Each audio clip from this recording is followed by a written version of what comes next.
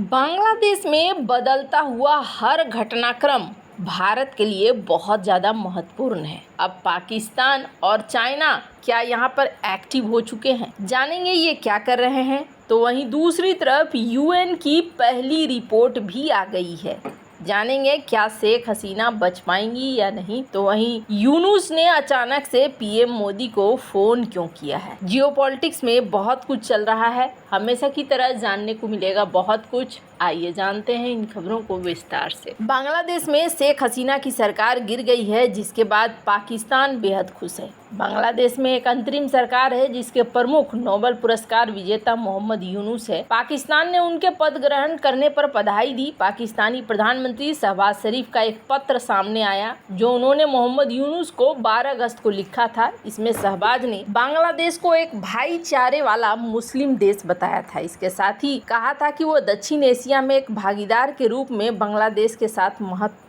संबंधों को महत्व देता है। शहबाज ने अपने पत्र में लिखा कि पीपुल्स रिपब्लिक ऑफ बांग्लादेश के मुख्य सलाहकार का पद ग्रहण करने पर आपको हार्दिक बधाई देते हुए मुझे खुशी हो रही है। आपकी नियुक्ति उस भरोसे का प्रमाण है कि बांग्लादेश के लोग, विशेषकर युवा, दूरदर्शिता और नेतृत्व पर भरोसा रखते हैं। शहबाज ने आगे कहा कि पाकिस्तान एक भाईचारे वाला मुस्लिम देश और दक्षिण एशिया में एक भागीदार के रूप में बांग्लादेश के साथ अपने संबंधों को बहुत महत्व देता है। शहबाज ने अपने पत्र में कहा कि हम बांग्लादेश के साथ मजबूत द्विपक्षीय संबंध विकसित करने की हार्दिक इच्छा रखते हैं जो हमारे दोनों देशों के लोगों की हितों की सेवा कर सके, उनके संबंधों में सार्थक बदलाव ला सके। इस संबंध में मैं आने वाले दिनों में द्विपक्षीय और बहुपक्षीय दोनों क्षेत्रों में आपसी हित के सभी मामलों पर आपके साथ मिलकर काम करने को उत्सुक हूँ। मेरा मानना है कि क्षेत्रीय सहयोग बढ़ाने के तरीकों को सक्रिय रूप से तलाशने की जरूरत है जो दक्षिण एशिया के लोगों के सामाजिक और आर्थिक विकास के लिए महत्वपूर्ण है। अब पाकिस्तान यहाँ पर मौका तो ढूंढ ही रहा है, पर बांग्लादेश की समस्या खत्म नहीं हो रही है। बांग्लादेश में 15 सालों से चल रही शेख हसीना की सरकार को हटाने वाले छात्र आंदोलन के नेता अपनी राजनीतिक पार्टी के गठन की योजना बना रहे हैं। छात्र प्रदर्शनकारियों ने बांग्लादेश की 2 प्रमुख पार्टियों की जल्द चुनाव कराने की अपील को ठुकरा दिया है। समाचार एजेंसी रॉयटर्स ने हसीना के खिलाफ छात्र आंदोलन में प्रमुख भूमिका निभाने वाले 4 प्रदर्शनकारी नेताओं से इंटरव्यू में ये बताया। रॉयटर्स की रिपोर्ट के अनुसार छात्र आंदोलन के नेताओं का लक्ष्य पिछले 15 सालों के स्थिति को दोबारा आने से रोकना है, जिसमें हसीना ने 17 करोड़ लोगों पर कठोरता से शासन किया था। छात्र आंदोलन के नेता सुधारों को लागू करने के लिए अपनी नई पार्टी बनाने पर विचार कर रहे हैं। इसी साल जून के आखिर में सरकारी नौकरियों में विवादित कोटा के खिलाफ छात्रों ने आंदोलन शुरू किया था और इस आंदोलन के बीच ये निकल कर आए हैं। इस आंदोलन को जेन जी यानी कि जूमर्स क्रांति कहा गया।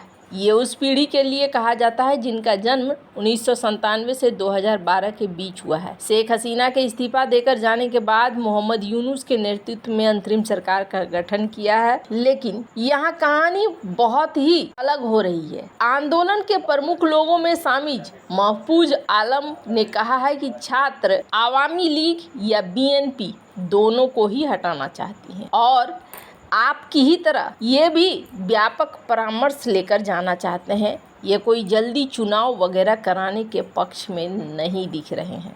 यानी बांग्लादेश की कहानी अभी और भी ज़्यादा है और ये चीज़ मोहम्मद यूनुस भी बहुत अच्छे से समझ चुके हैं। बांग्लादेश के अंतरिम सरकार के मुखिया मोहम्मद यूनुस ने शुक्रवार को भारत के प्रधानमंत्री नरेंद्र मोदी से बात की। बांग्लादेश में नई सरकार बनने के बाद दोनों देशों के शीर्ष नेताओं के बीच में ये पहली बातचीत है। बांग्लादेश सरकार की तरफ से जारी बयान में कहा गया कि मुख्य सलाहकार प्रोफेसर मोहम्मद यूनुस ने शुक्रवार को फोन पर प्रधानमंत्री नरेंद्र मोदी से बात की। मुख्य सलाहकार ने बांग्लादेश सरकार के मुखिया के रूप में उनके शपथ ग्रहण के बाद बधाई देने के लिए प्रधानमंत्री मोदी का शुक्रिया अदा किया और इस दौरान उन्होंने बांग्लादेश में हिंदुओं और अल्पसंख्यकों के साथ हुई हिंसा के मामले में भी जानकारी दी। मोहम्मद यूनुस ने पीएम मोदी से फोन पर बातचीत के दौरान कहा कि बांग्लादेश में अल्पसंख्यकों पर हमलों की रिपोर्ट को बढ़ा चढ़ाकर पेश किया गया है। इस दौरान उन्होंने स्थिति को जांचने के लिए भारतीय पत्रकारों को देश का दौरा करने के लिए मौके से घटना की रिपोर्टिंग करने के लिए आमंत्रित किया। प्रधानमंत्री नरेंद्र मोदी की अल्पसंख्यकों की सुरक्षा का मुद्दा उठाने पर अंतरिम सरकार के मुखिया यूनुस ने कहा कि उनकी सरकार अल्पसंख्यकों समेत देश के सभी नागरिकों की सुरक्षा के लिए प्रतिबद्ध है। मोहम्मद यूनुस ने कहा कि बांग्लादेश में स्थिति अब कंट्रोल में है, देश में जनजीवन सामान्य हो रहा है। इस दौरान प्रधानमंत्री नरेंद्र मोदी ने नई दिल्ली में वर्चुअली आयोजित हो रही तीसरी voice of global south summit में शामिल होने के लिए मोहम्मद यूनुस को आमंत्रित भी किया है और यहाँ पर ये पहुँच भी रहे हैं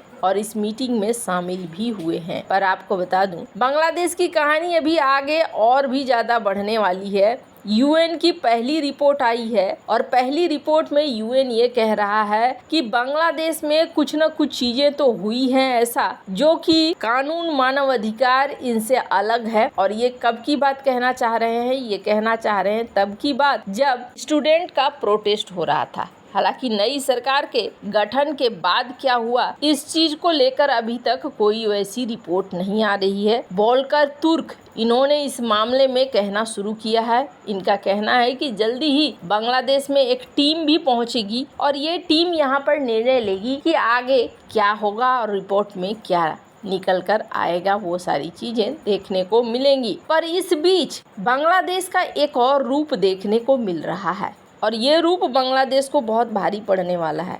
क्यों भारी पड़ने वाला है उस पर भी बात करेंगे हम लोग। पर फिलहाल के लिए स्क्रीन पर एक आर्टिकल देखिए। कहा जा रहा है कि बांग्लादेश के फॉरेन अफेयर्स एडवाइजर हैं ये शख्स। इस शख्स से चाइना के राजदूत के साथ मुलाकात हुई और इस मुलाकात में इन्होंने क्या कहा? इन्होंने कहा कि हमारी पब्लिक में ना आपका रेपुटेशन बहुत अच्छा है और हम आपके साथ अच्छे से व्यापार करना चाहते हैं, हम आपके साथ रिश्तों को निभाना चाहते हैं, हम आगे बढ़ना चाहते हैं। हम चाहते हैं कि हमारे सामने जो इकोनॉमिक चैलेंजेस हैं उन पर आप हमारी मदद करेंगे और मदद करने के साथ साथ यहाँ के लोगों की उम्मीदों पर खरा उतरेंगे। एक चीज तो साफ दिख रहा है कि ये जो सरकार है इस वक्त ये सरकार चाइना की तरफ भी झुकती हुई दिख रही है। कहा जा रहा है कि इनका पॉलिसी थोड़ा शिफ्ट हो रहा है। भारत की जगह ये पॉलिसी अब चाइना की तरफ जाता हुआ दिख रहा है और यहीं पर इनकी सरकार के लिए सबसे बड़ी समस्या है। और इसे